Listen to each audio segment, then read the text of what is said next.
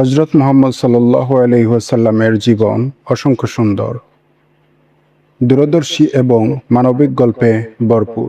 তার জীবনের অন্যতম সুন্দর এবং শিক্ষণীয় একটি ঘটনা হল কাবা শরীফের হাজারে আসওয়াদ কালো পাথর স্থাপন এবং মক্কার গোত্রগুলোর মধ্যে সম্ভাব্য রক্তক্ষয়ী যুদ্ধ এড়ানো।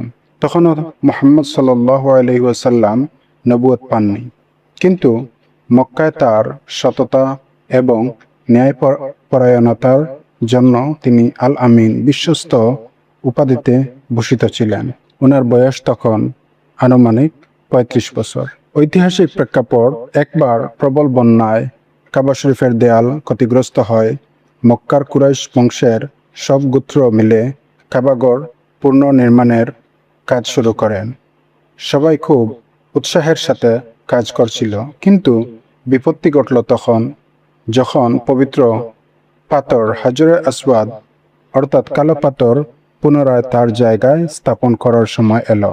মক্কার প্রতিটি মর্যাদাপূর্ণ গোত্রই চাচ্ছিল এই বরকতময় পাথরটি নিজ হাতে স্থাপন করে ইতিহাসের অংশ হতে।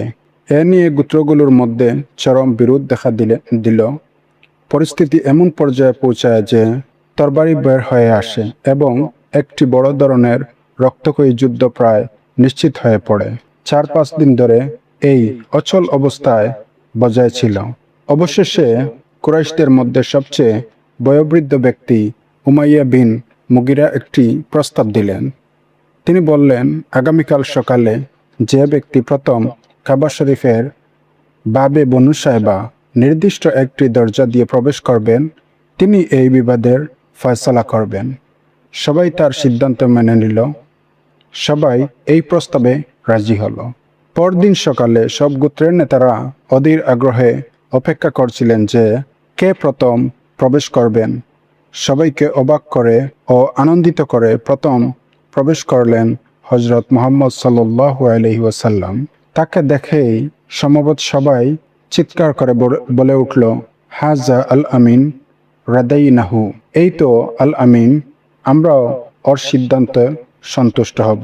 হযরত মুহাম্মদ সাল্লাল্লাহু আলাইহি ওয়াসাল্লাম পুরো বিষয়টি শুনলেন। তিনি অত্যন্ত শান্ত মাথায় এমন একটি বুদ্ধিদীপ্ত ও চমৎকার সমাধান বের করলেন, যা সবার অহংকার রক্ষা করল এবং শান্তিতে সমস্যার সমাধান হলো। তিনি নিজের গায়ের চাদরটি খুলে মাটিতে বিছিয়ে দিলেন। এরপর তিনি নিজ হাতে হাজরে আসওয়াদ পাথরটি তুলে চাদরের ঠিক মাঝখানে রাখলেন। তিনি মক্কার প্রধান গোত্রের নেতাদের ডেকে বললেন, আপনারা প্রতিটি গোত্র থেকে একজন করে নেতা চাদরের একটি কোণা ধরুন এবং সবাই মিলে চাদরটি উপরে তুলুন। নেতারা অত্যন্ত আনন্দিত হয়ে চাদরের কোণা ধরে পাথরটিকে তার নির্দিষ্ট উচ্চতায় নিয়ে এলেন। এরপর হযরত মুহাম্মদ সাল্লাল্লাহু আলাইহি ওয়াসাল্লাম নিজ হাতে পাথরটি চাদর থেকে নিয়ে কাবার দেয়ালে সঠিক স্থানে স্থাপন করলেন। এই ঘটনার মূল শিক্ষা হলো, এই ঘটনাটির মাধ্যমে মহানবী সাল্লাল্লাহু আলাইহি ওয়াসাল্লাম তার অসাধারণ মেধা, দূরদর্শিতা এবং নেতৃত্বের পরিচয় দিয়েছিলেন। যদি সেদিন তিনি এই সুন্দর ফয়সালা না করতেন, তবে মক্কার বুকে এক ভয়াবহ গৃহযুদ্ধ সংঘটিত হতো। তার এই ইনসাফপূর্ণ সিদ্ধান্তের কারণে মক্কার প্রতিটি গোত্রই মনে করেছিল যে তারা সমানভাবে এই পবিত্র কাজে অংশগ্রহণ নিয়েছিল। বন্ধুরা, হাদিসের আলোকে সুন্দর এই ঘটনাটি আপনাদের কেমন লেগেছে?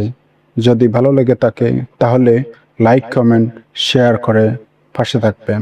পেজটিকে ফলো দিয়ে নোটিফিকেশন বাটনটি অন করে রাখবেন। ধন্যবাদ সবাইকে।